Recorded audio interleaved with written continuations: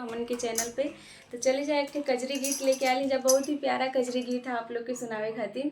एमा एगो सास अपने बहू को बड़ाई करे थी, उहे में दिखावल गले बतावल गले कि कैसे कैसे बड़ाई करे थी। हमेशा तो छोटकी के करत रहली, ए मेरे बड़की के करत हाँ, है। बड़की का बड़ाई हो गई। हाँ।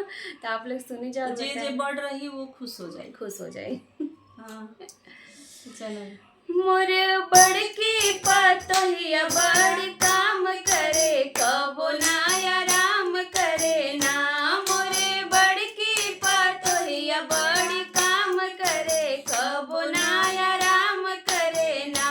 सुबह उठे भोरे भोरे घर आंगना बटोरे, सुबह उठे भोरे भोरे घर आंगना बटोरे। बड़े प्रेम से नहा के राम राम करे, कबो ना आराम करे ना। बड़े प्रेम से नहा के राम राम करे, कबो ना आराम करे ना। मोरे बड़की पतोहिया बड़ा काम करे, कबो ना आराम करे ना। मोरे बड़की पतोहिया बड़ा काम करे, कबो ना आराम करे ना।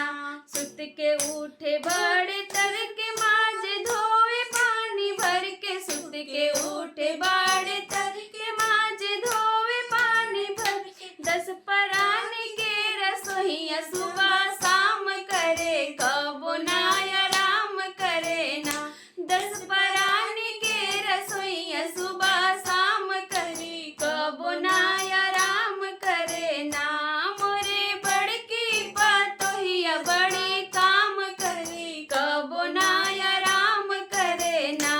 मोरे बड़की पतोहिया बड़े काम करे, कबो ना आराम करे ना।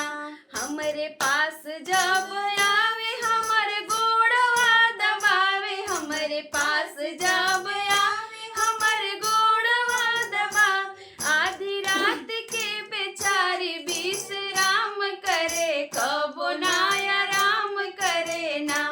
आधी रात के बेचारी विश्राम करे, कबो ना आराम करे ना। हमर बड़की पतोहिया बड़ी काम करे, कबो ना आराम करे ना।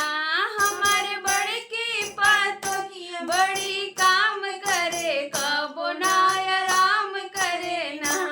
देखी जा सास का सोच तो बड़ी अच्छी बात, तबे तारीफ करत बा, नहीं तो कितना कोई काम करेला बहुत सास से तन होनी कि तारीफ ना करे ना नी। करे, लेकिन लेकिन सास ये गाना बहुत- में दिखावल गल बा कि सास की सोच बहुत अच्छी बाटे। अब हाँ। पतोहियो ऐसन हुई करत हुई तो बेटा हाँ। गुन गावत ही होकर। चलिए जा आप लोग बताइए जा आप लोग के गाना कैसा लागल हुए, ठीक है।